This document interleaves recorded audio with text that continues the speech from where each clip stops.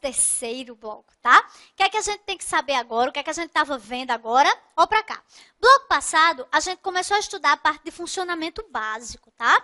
Então, eu comecei a explicar para vocês como é que esse computador ia representar dados. Então, eu disse a vocês que tudo que a gente tinha dentro do computador eram os zeros e uns, que eram os bits, né?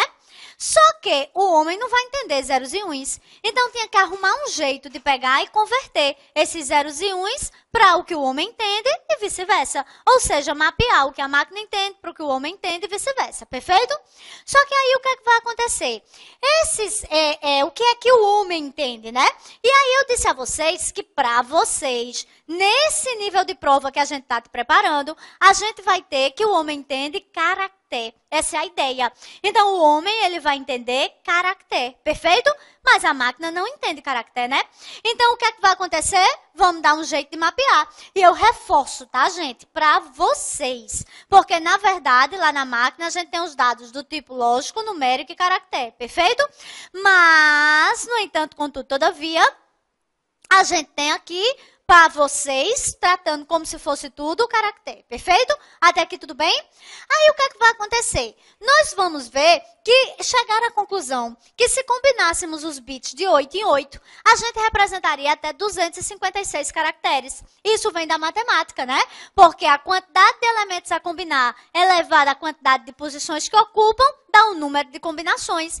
Então, se eu vou usar o sistema digital, eu vou usar 2 elementos. Elevado a 8, que seria a quantidade de posições, eu encontro até 256 caracteres, o que permite que represente todas as línguas ocidentais. Tranquilo?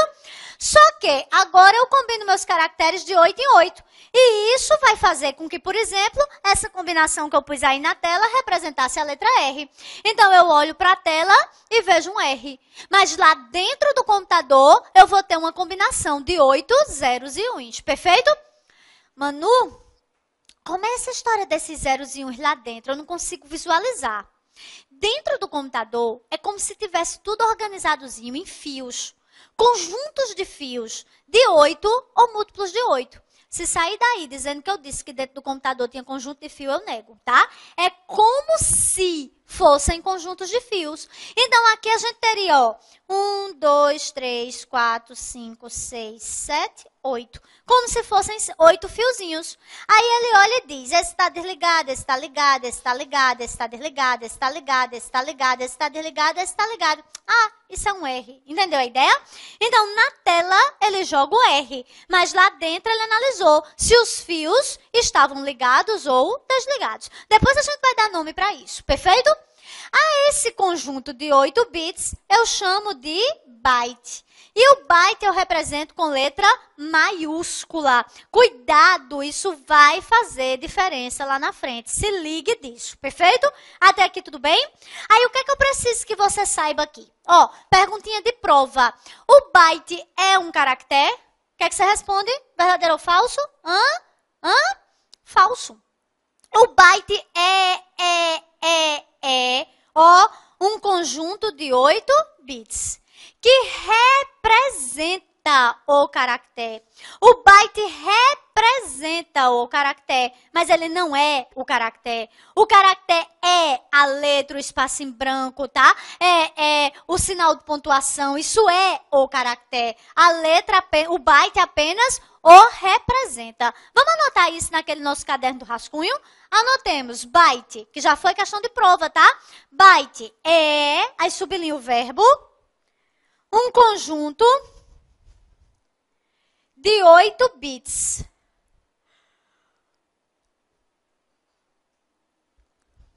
Que representa um caractere.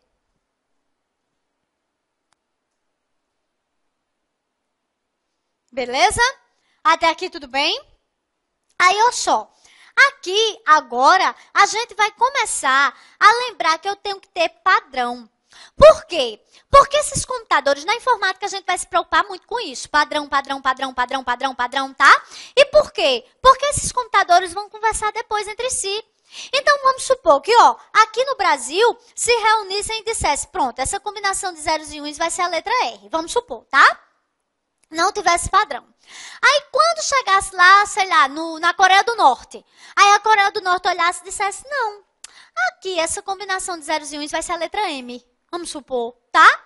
Aí vamos supor que eu tivesse um amigo na Coreia do Norte, aí eu mandasse um e-mail para ele, e no meio do e-mail tivesse a letra M. A letra R, vamos supor, porque aqui, ó, vamos repetir. Vamos supor que essa combinação de zeros e uns no Brasil fosse R. E lá na Coreia do Norte fosse um M, perfeito? Então, eu mando o e-mail para o meu amigo que está na Coreia do Norte. E aí tem a letra R no meio. Quando eu apertar Enter, no cabinho da rede vai a letra R ou vão os zeros e uns? Os zeros e uns, né? Aí quando chegasse lá na Coreia do Norte, que ele fosse mostrar na tela, qual a letra que ele ia mostrar? M. Outra mensagem, não era? Terceira Guerra Mundial.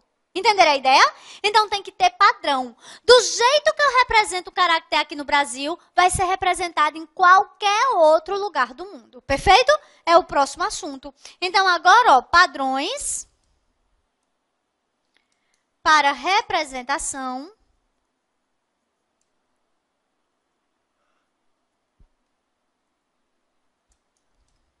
de caracteres. Beleza?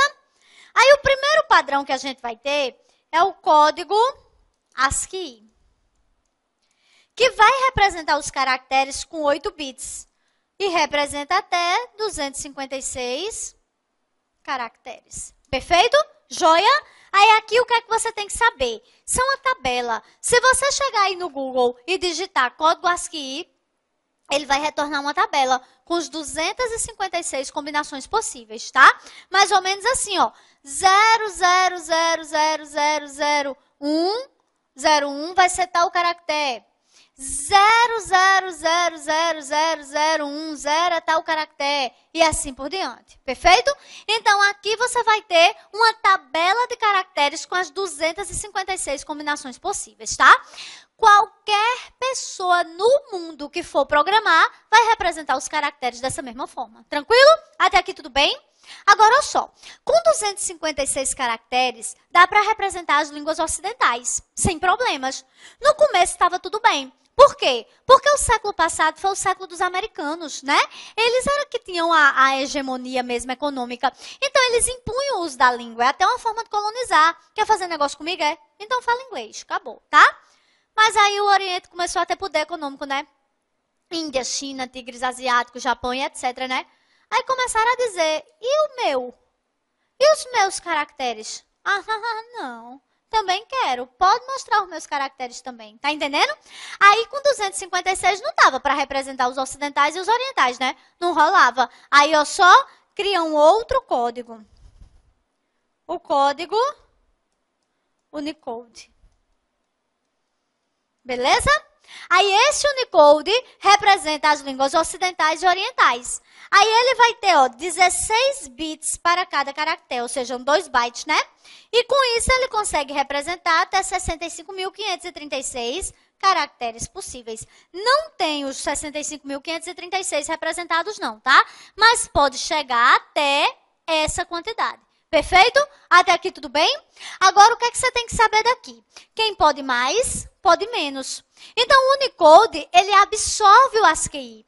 Esse Unicode também é uma tabela. Se você puser aí no Google código Unicode, vai retornar uma tabela com os caracteres representados.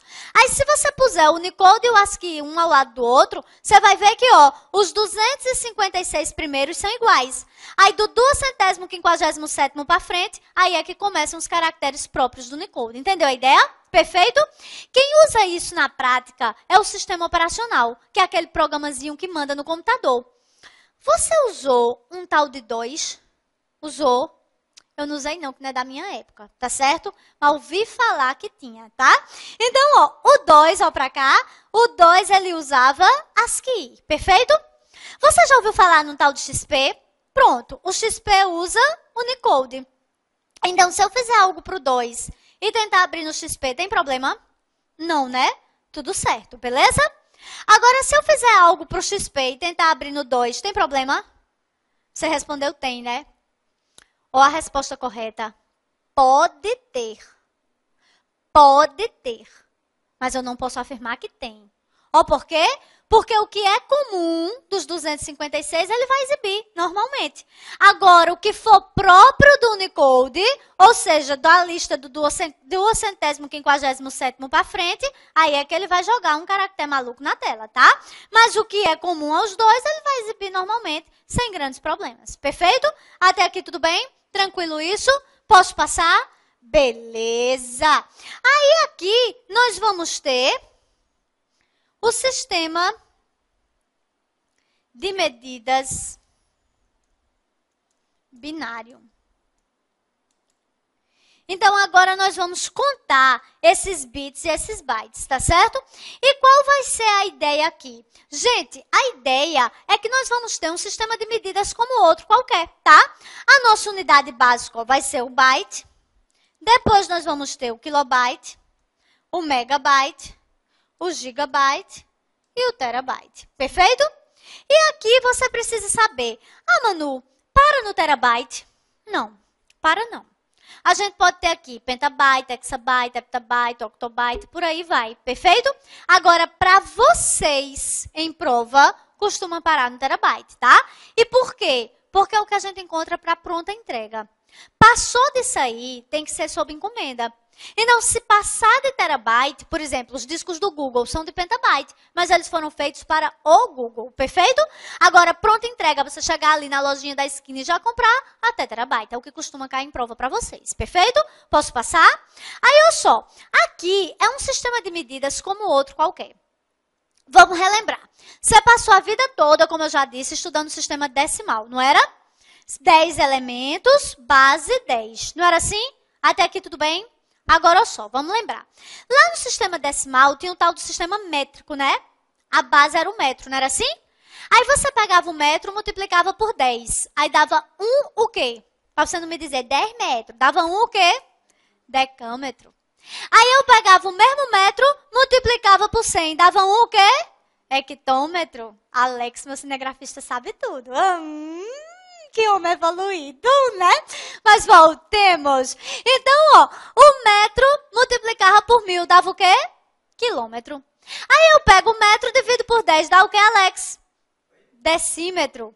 Aí pego o metro, divido por 100, centímetro. Por 1000, milímetro. Então, veja bem, a base do sistema era 10, que era o sistema decimal, né? Pego o metro, multiplico por 10, que é 10 a 1. Por 100, que é 10 a 2. Por 1000, que é 10 a 3.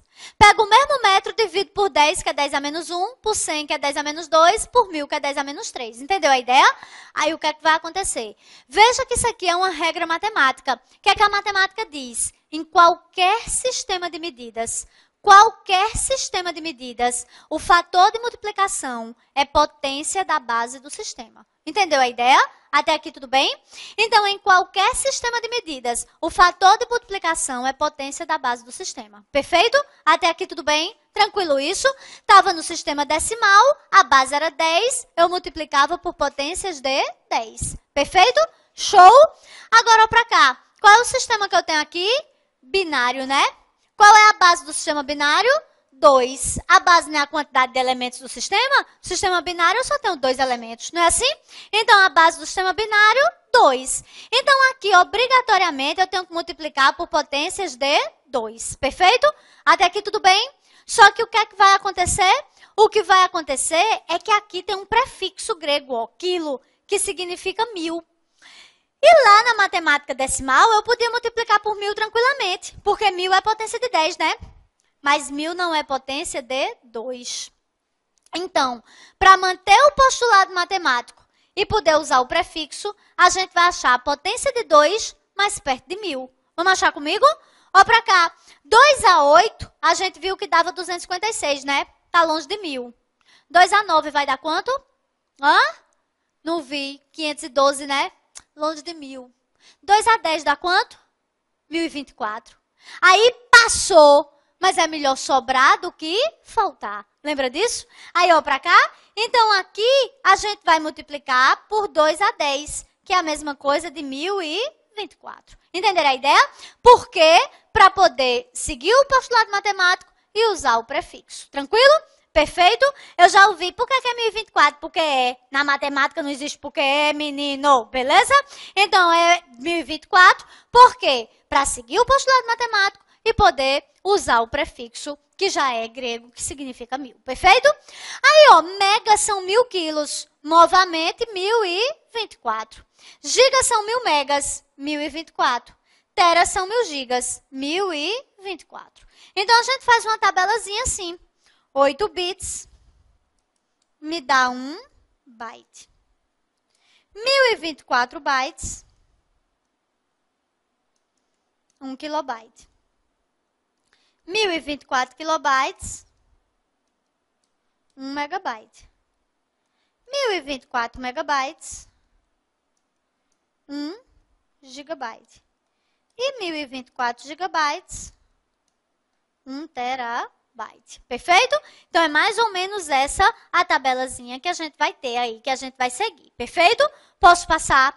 Tranquilo até aqui? De verdade, verdadeira, verdadeiríssima? Beleza. O que mais que a gente vai ter agora? Vamos fazer aqui umas questõezinhas de transformação, tá? Eu vou colocar as questões e eu peço a você para congelar a tela e anotar. Aí, em seguida, eu vou explicar como vai funcionar, tá certo? Então, eu vou anotar, tá certo? Vamos lá. Um disco de 5,1 gigabytes poderá conter aproximadamente quantos disquetes de 1,44 megabytes? Foi questão de prova, tá?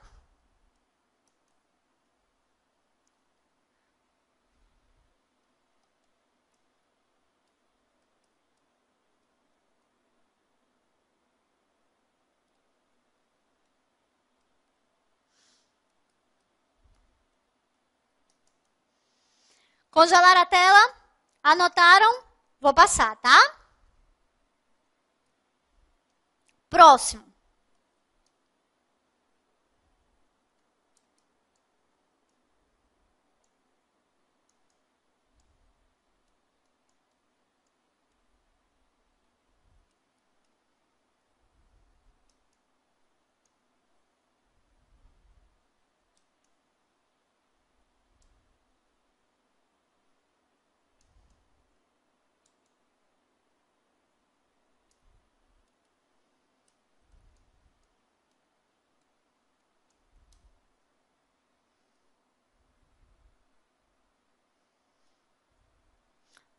Deixa eu botar novamente.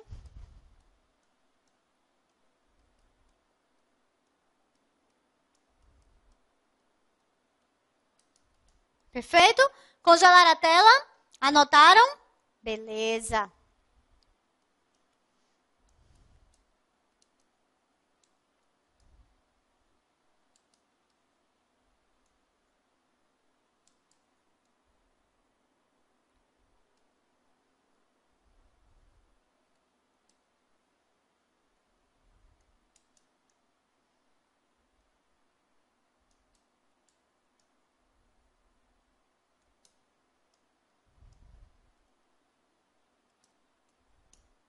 Congelar a tela? Anotaram? Posso passar? Agora, olha só, o que é que a gente vai fazer? Eu vou começar a responder as questões, tá certo? Agora, na boa. Eu espero que você pare a aula agora. Pare. Vai responder as questões, tá? Sem olhar e sem usar a calculadora. Finge que é a prova. Tenta responder, tá certo?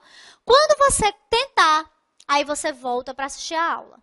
Se você seguir agora para assistir minha explicação, você vai pegar o meu raciocínio. Daqui a 2 semanas você não lembra mais. Agora, se você parar, tentar fazer, nem que você erre. Aí depois você volta, a hora de errar é agora mesmo, tá? Você não pode errar na prova, mas aqui pode errar. Então você vai, tenta fazer. Aí depois continua a aula e vê a minha explicação. Aí pronto, aí você aprendeu, desenvolveu o seu raciocínio, se errou, vai lá e apruma, mas segue. Agora, se for só agora assistir a minha explicação e não tentar fazer, você não vai aprender. Tô lhe avisando. Perfeito? Posso começar a responder Vamos embora, eu vou confiar em você, hein? Olha só, vamos lá. Então, aqui o que é que nós temos? Primeiro, um disco de 5,1 GB poderá conter aproximadamente quantos disquetes de 1,44 MB, tá? Ó, a dica que eu já te deixo é que nesse tipo de questão, geralmente, para não dizer sempre, né? Mas geralmente, vou mudar aqui a cor da tinta, tá? Geralmente, você vai ter unidades distintas, tá certo? Porque a brincadeira é exatamente obrigar você a transformar. Então, se eu te der na mesma unidade, qual a graça que tem? Nenhuma. Então, eu tenho que exatamente te obrigar a transformar, tá? Então, geralmente, ele vai trazer aí unidades diferentes, tá? Aí vale a mesma regra da matemática. Eu não posso fazer cálculos com unidades diferentes.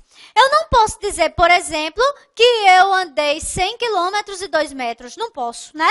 Ou eu transformo tudo para quilômetro, ou eu transformo tudo para metro. Perfeito? A gente aconselha você trazer do maior para o menor. Se você quiser... Só um minutinho, deixa eu beber um gole de água.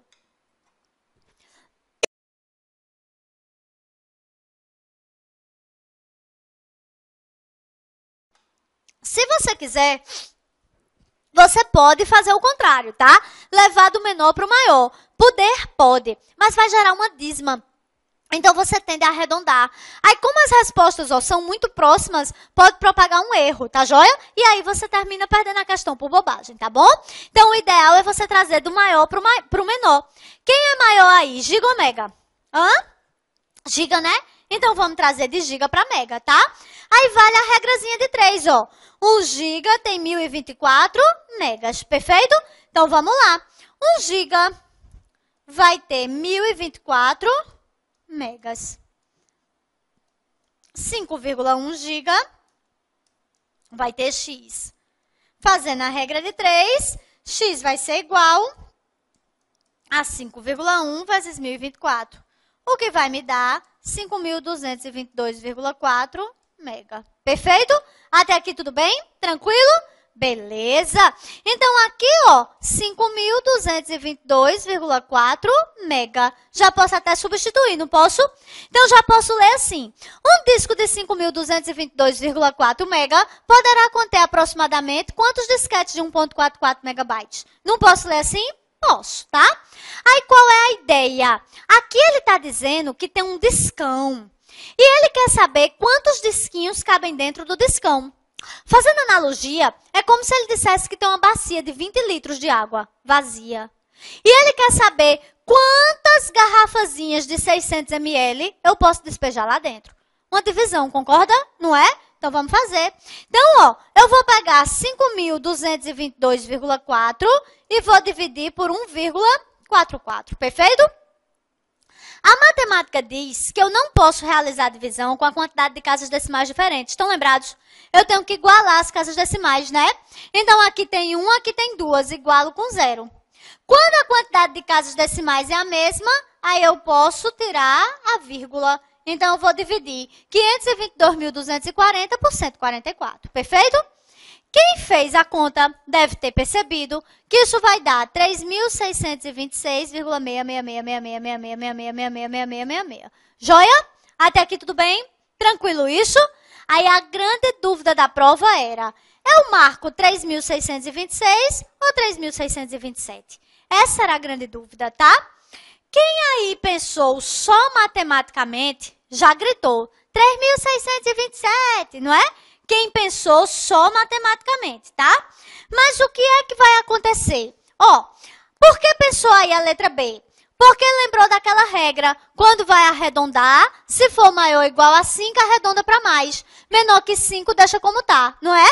Então, como 6 é maior ou igual a 5, arredondo para mais, 3.627, né? Mas vamos entender a questão? Olha só, a questão está dizendo que tem um discão. E ele quer saber quantos disquinhos cabem dentro do discão, não é assim? Aí, ó, para a resposta. A resposta está dizendo que cabe 3.626 disquinhos inteiros. E mais 0,6666666 de outro.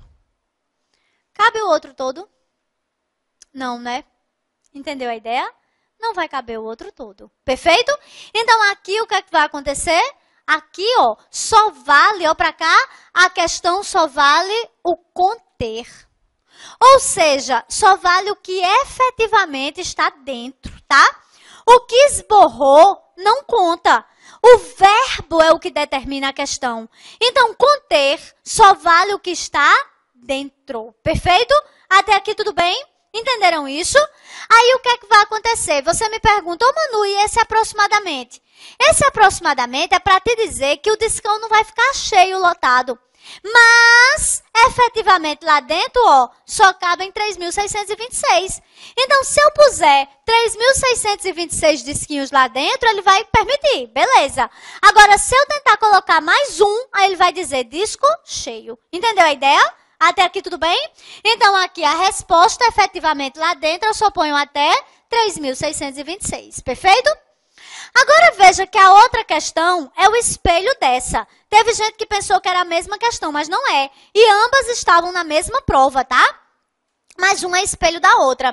Agora, como estava na mesma prova, não precisava transformar de novo. Porque vocês viram que eram os mesmos valores e as mesmas unidades. Então, aqui você vai ter 5.222,4 mega. A gente já tinha transformado, não foi assim? Até aqui tudo bem? Tranquilo isso? Aí, o que é que vai acontecer? Gente, eu posso ler assim. O conteúdo de um disco de 5.222,4 mega poderá ser copiado para quantos disquetes de 1.44 mega? Então, agora ele está dizendo que ele tem um discão. E o discão está cheio. E ele quer saber quantos disquinhos vazios são necessários para despejar o conteúdo do discão. Então, ele está dizendo que a bacia de 20 litros d'água está cheia. E ele quer saber quantas garrafinhas de 600 ml vazias são necessárias para despejar o conteúdo do discão. Entenderam a ideia? Até aqui tudo bem? Aí, ó, para cá, também uma divisão, né? 5.222,4 por 144. Não é assim? Também vai dar 3.626,6666666, né? Só que agora, qual é a interpretação? O que é que a resposta está te dizendo? Está te dizendo que para copiar, precisa de 3.626 disquinhos, que vão ficar cheios, lotados. E mais 0,6666666 de outro. Se usar 3.626, copia tudo? Não, né? Fica um restinho, não fica? Precisa usar mais um, não precisa? Esse último não vai ficar cheio, lotado. Mas preciso dele, não precisa? Então, ó só. Então, agora, para efetivamente copiar, eu não vou precisar só de 3.626. Eu preciso de 3.627. Beleza? Entendeu a ideia? Então, ó, aqui 3.626 e no espelho 3.627. Perfeito? Até aqui tudo bem? Tranquilo isso? Beleza? Então, ó, com isso eu acabo o nosso terceiro bloco. Daqui a pouquinho eu volto com o quarto bloco e aí a gente parte para a próxima questão, tá bom? Então, até lá, gente. Tchauzinho.